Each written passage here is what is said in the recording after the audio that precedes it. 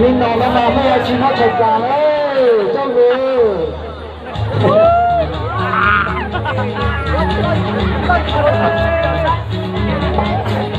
bên bên đó sai con người chỉ nó về là chạy cười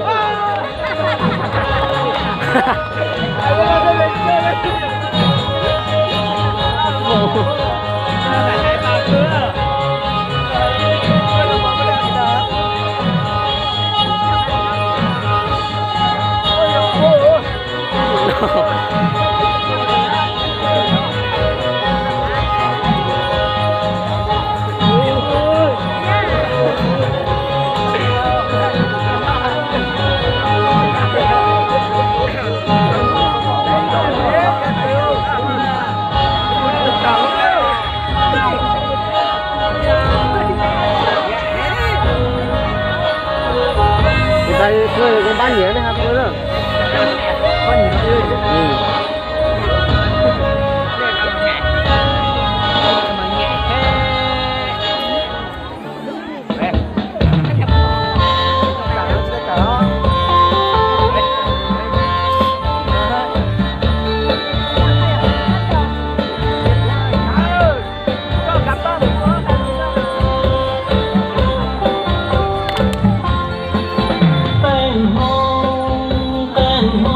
ไปห้องปวดหัว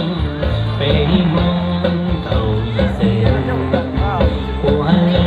ต้องช่วยจะแทนไปมองส่วนเลยยังเจอเขาหนึ่งกันก็หนูเป็นที่เขาลงเต้นก็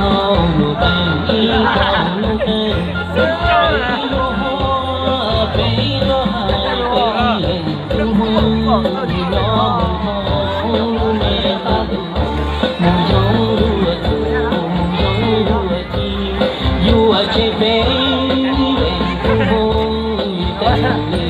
Hãy subscribe cho kênh Ghiền Mì Gõ để không bỏ lỡ